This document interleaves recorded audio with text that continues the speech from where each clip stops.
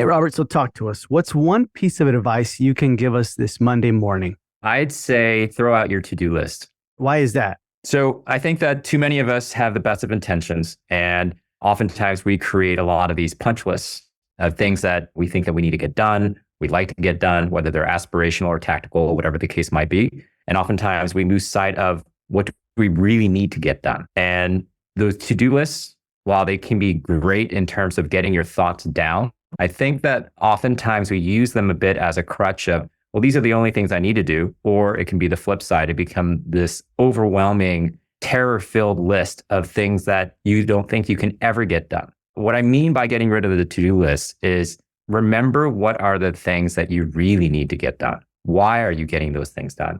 And write those things down and focus on that.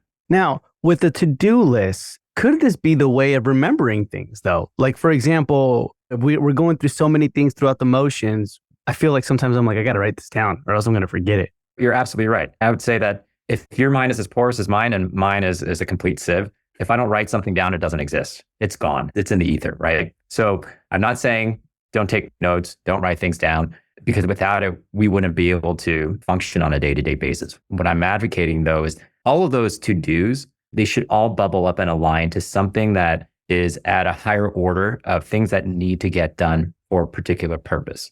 So what I like to do for myself and what I recommend to my teams on a daily basis, we're a startup company. There are a million different competing priorities. And if I were to look at my punch list, I'm looking at it right now over here on the side, it's overwhelming. And to the point of potentially causing paralysis if you were to just try to operate off of that punch list. What I'm recommending is let's remember what's the focus. Why are all of these things on that list? What is it that you're trying to accomplish? And if you look at it from that lens, that helps to prioritize the things that you absolutely need to get done. Some things are deadline based. And if there is a hard backstop that you can't go beyond, of course, that's going to be prioritized. But all those other things, the things that you really feel like you need to get done, you just don't know how to get started, or you can find the lack of motivation to get started. It's because you're losing sight of what that larger vision, that larger goal is. Gotcha. Okay. So you mentioned it too, like you're a startup company, right? What happens when there's stuff that needs to get done, deadline based? Is there a way to gauge it to it's like, it's not that important. It is important. Maybe this could wait another.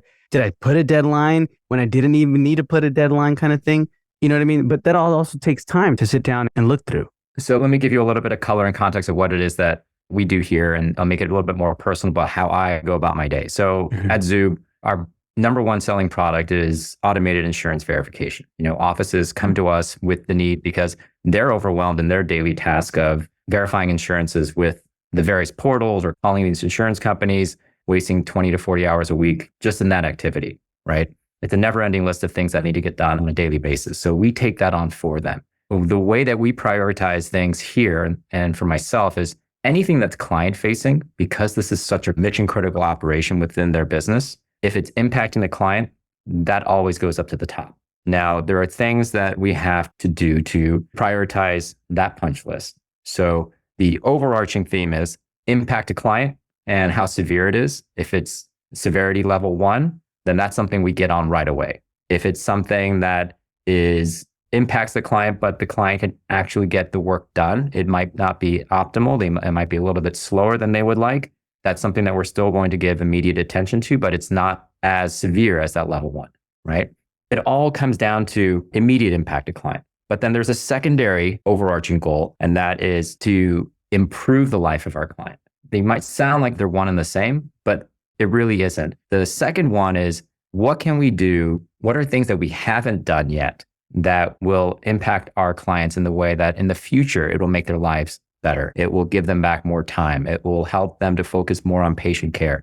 Things like that. Those are the activities that we would prioritize next.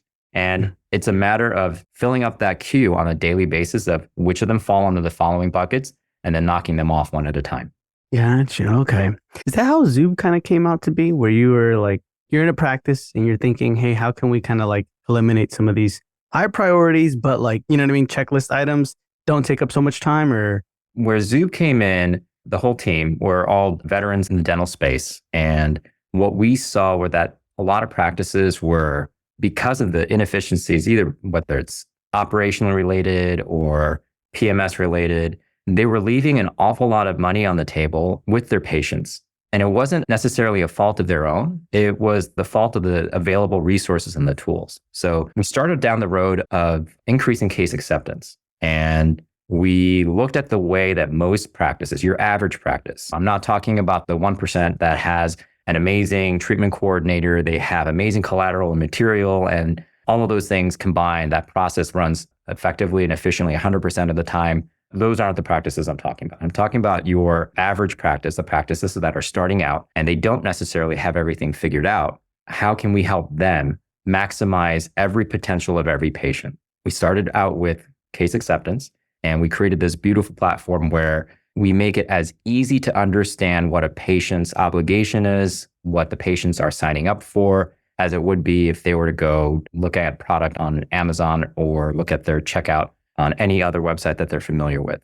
The realization from going down that road was the insurance verification process was broken. And it was a crucial process for them to be able to deliver these treatment plans. You can't tell a patient how much their potential out-of-pocket expense would be if you don't have that insurance properly verified. And you have a limited amount of time. It's from when the case is being displayed and discussed with the patient to when they walk out that door. That's your highest conversion of moment, right? The other side of that coin was, if that's when we need to convert them most, what do we do when they leave?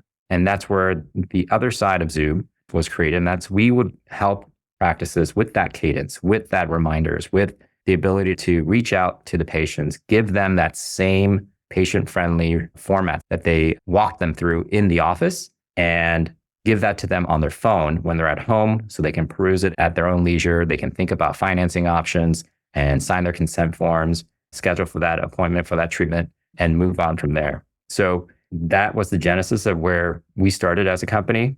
The automated insurance verification portion has been a game changer in the life of most of our practices. Yeah. No, yeah, I see that. It takes up a lot of time. And so it's so interesting that you mentioned throughout your checklist, because it's part of the thing. Absolutely. That every front office comes in and it's, are you doing it? Are you doing it? You know what I mean? The practice owner asks the front office that. So it's something super important that we should do. Now, when it comes back to the checklist and Zuub, can both kind of work together in the sense of, how do you guys work together with the front office? Yeah. On the average day, a Zuub practice would do the following.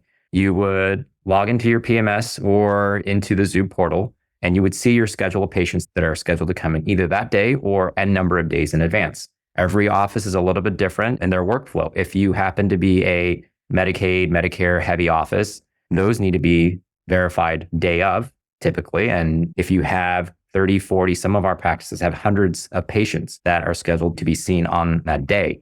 To go through each and every one of those patients on the same day to verify their insurance status, you need an army of individuals. So what they do today is they log into Zuub and they'll see immediately on the dashboard the status of all of those different patients that were verified that day. And they only now need to deal with the exceptions, patients that happen to have their insurance lapsed, or the patients that their insurance information was incorrect or their date of birth was incorrect, and so they weren't able to be verified.